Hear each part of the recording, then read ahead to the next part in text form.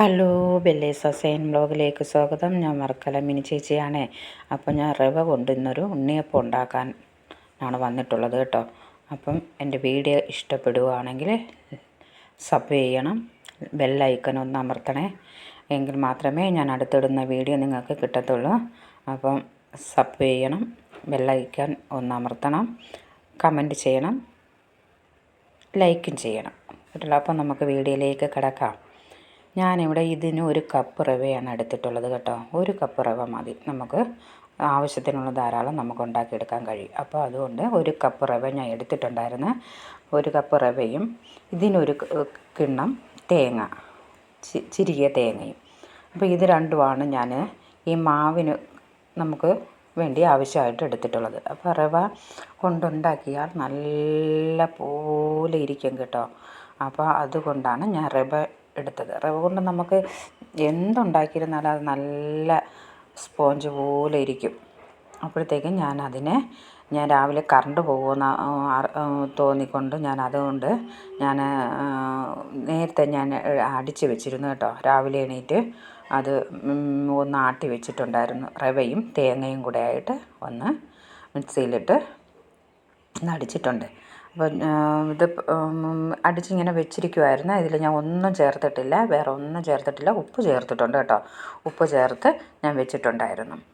അപ്പോഴത്തേക്ക് ഇതിനാവശ്യമായ കൂട്ടുകളെന്ന് പറഞ്ഞാൽ ഞാൻ അവിടെ ശർക്കര ഒരു ചെറിയ കഷ്ണമേ ഞാൻ എടുത്തിട്ടുള്ളൂ. കാരണം ഞാൻ അതിന് 1 കപ്പ് റവയാണ് എടുത്തിട്ടുള്ളത്. അപ്പോൾ ഇത് തന്നെ ധാരാളം മധുരമായിരിക്കും കേട്ടോ. അതുകൊണ്ട് ഞാൻ ഇത്രയും അത് ഉരുക്കി ഞാൻ അരിച്ചതാ വെച്ചിട്ടുണ്ട് കണ്ടോ. ഇത്രയേ ഉള്ളൂ, ഇത്രയും മതി. നമുക്ക് ഈ 1 കപ്പ് റവയ്ക്ക് ഇത്രയും ആവശ്യമുള്ളൂ. ഇതിൽ കൂടുതലായി കഴിഞ്ഞാൽ നമുക്ക് ഭയങ്കര മധുരമായിരിക്കും, നമുക്കത് കഴിക്കാനും പറ്റത്തില്ല. അപ്പം പിന്നെ അടുത്തെടുത്തിട്ടുള്ളത് ഏലക്ക പൊടിച്ചതാണ്, പഞ്ചസാര ഏലക്കയും കൂടെ ഇട്ട് പൊടിച്ചതാണ്. അത് ഞാൻ എടുത്ത് വെച്ചിട്ടുണ്ട്. പിന്നെ തേങ്ങ കൊത്ത് വറുത്ത് വെച്ചിട്ടുണ്ട്.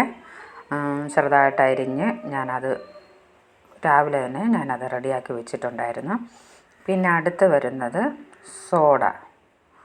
സോഡ നമുക്ക് ഒരു പിഞ്ചിന് 1 നുള്ള് അത് മതി. ഞാൻ സോഡയും എടുത്തിട്ടുണ്ട്. അപ്പോൾ ഇത്രയാണ് നമുക്ക് ഉണ്ണിയപ്പത്തിന് ആവശ്യം. അപ്പം ഞാൻ ഇതിൽ ഒരൈറ്റം ചേർക്കാതെയാണ് ഉണ്ണിയപ്പം ഉണ്ടാക്കുന്നത്. എന്താണെന്നറിയാവോ? പഴം ചേർത്തിട്ടില്ല കേട്ടോ. എൻ്റെ കയ്യിലില്ലായിരുന്നു, അതുകൊണ്ട് ഞാൻ പഴം ചേർത്തിട്ടില്ല. പഴം ചേർക്കാതെയാണ് ഞാൻ ഉണ്ണിയപ്പം ഉണ്ടാക്കുന്നത്. അപ്പോൾ നമുക്കിതെല്ലാം ഈ മാവിലേക്ക് ഇനി ചേർക്കണം. അപ്പോൾ ഈ ഐറ്റം എല്ലാം ചേർത്ത് ഇളക്കണം. ഇതാണ് എൻ്റെ ഉണ്ണിയപ്പച്ചട്ടി കേട്ടോ. കണ്ടോ, 1 2 9 എണ്ണം വീഴും ഒരു സ്റ്റെപ്പിൽ. അപ്പം നമുക്ക് ഈ മാവിലേക്ക് ഇനി ശർക്കര പാനി കാച്ചി വെച്ചിരിക്കുന്നത് നമുക്ക് ഒഴിച്ചു കൊടുക്കാം. നല്ല കട്ടിക്ക് കണ്ടോ, കുറച്ചേ ഉള്ളൂ. ഇത് തന്നെ ധാരാളമാണ്. കാരണം 1 കപ്പ് മാവല്ലേ ഉള്ളൂ. ഈ 1 കപ്പ് മാവിൽ നമുക്ക് ഇത് തന്നെ നല്ല മധുരം കിട്ടും കേട്ടോ. അപ്പം ഇത് ശർക്കര ഒന്ന് ഇളക്കിയിട്ട് നമുക്ക് ബാക്കിയുള്ളത് ചേർത്ത് കൊടുക്കാം. ഇതൊന്ന് ഞാൻ ആക്കിയിട്ട് ഒന്ന് കലക്കിയിട്ട് നമുക്ക് ബാക്കിയുള്ളതൊക്കെ ചേർത്ത് കൊടുക്കാം. ബാക്കിയുള്ളതെന്ന് പറഞ്ഞു കഴിഞ്ഞാൽ നമുക്ക് ഏലക്ക കൊടുക്കണം. അതിന് മുന്നായിട്ട് നമുക്ക് സോഡാപ്പൊടി ഒരു പിഞ്ച് ഇട്ട് കൊടുക്കാം. ഒരു നുള്ളെന്ന് പറയുമ്പോഴത്തേക്ക് ഇത്രയല്ല, 1 നുള്ളൂടെ നമുക്ക് ഇട്ട് കൊടുത്ത് അങ്ങനെ 2 പിഞ്ച് സോഡാപ്പൊടി ഇട്ട് കൊടുത്തിട്ടുണ്ട്. പിന്നെ നമുക്കിത് ഏലക്കപ്പൊടി 1 സ്പൂണൊന്നും ആവശ്യമില്ല, അതുകൊണ്ടാണ് ഞാൻ കൈ കൊണ്ട് ഞാൻ എടുത്തത് കേട്ടോ. ഒരു 1/4 സ്പൂൺ വരും ഇത് നമുക്ക് തേങ്ങാക്കൊത്തുകൂടെ ഇട്ടിട്ട് നമുക്കിത് നല്ല ഭംഗിയായിട്ട് ഒന്ന് കലക്കിയെടുക്കണം. കലക്കിയെടുത്ത് യോജിപ്പിച്ച് നല്ല രീതിയിൽ ആ മധുരമൊക്കെ ആ മാവിൽ പിടിക്കണം. യോജിപ്പിച്ചെടുത്ത് കഴിഞ്ഞ് ഇപ്പം ഞാൻ ആ ഉണ്ണിയപ്പച്ചട്ടി അടുപ്പിലോട്ട് വെച്ചിട്ടുണ്ട്. കാരണം ഞാൻ ഇതിൽ എണ്ണ മുങ്ങി നിന്നാൽ മാത്രമേ ഇത് പൊങ്ങി ചാടത്തുള്ളൂ. പക്ഷേ എനിക്ക് കൂടുതൽ എണ്ണയൊക്കെ കഴിച്ച് കഴിഞ്ഞാലേ ഇങ്ങനെ ഓരോ ഐറ്റം ഉണ്ടാക്കുമല്ലേ, അപ്പോൾ കഴിച്ച് ടേസ്റ്റൊക്കെ കാണുമ്പോൾ നമ്മളങ്ങ് കഴിച്ചു പോകും. കഴിച്ചാൽ ശരിയാവത്തില്ല. ഒന്ന് വണ്ണം വെച്ചൊക്കെ വന്നു കഴിഞ്ഞാൽ ഭയങ്കര ഒന്നാതെ ഓൾറെഡി വണ്ണമുണ്ട്. അപ്പോൾ അതിൻ്റെ കൂട്ടത്തിൽ ഇതൊക്കെ കൂടുതൽ കഴിക്കുമ്പോഴത്തേക്ക് നമുക്ക് ഇച്ചിരി കൂടെ ബുദ്ധിമുട്ടൊക്കെ വരും. അതുകൊണ്ട് ഞാൻ എണ്ണ ഒരു ലേശം മാത്രം അതിലും കുഴിയിലൊക്കെ ഒന്ന് ഒഴിച്ചിട്ട് മാത്രമാണ് ഉണ്ടാക്കുന്നത് കേട്ടോ. അപ്പം നമുക്ക് അസുഖമൊക്കെ വരാതിരിക്കാൻ നമുക്കിതൊക്കെ ഏറ്റവും നല്ലതാണ്. കാരണം എന്ന് പറഞ്ഞാൽ ഒരു നുള്ള എണ്ണ മാത്രമാണ് ഞാൻ എല്ലാ കുഴികളിലും ഞാൻ ഒഴിച്ചിട്ടുള്ളത് കേട്ടോ.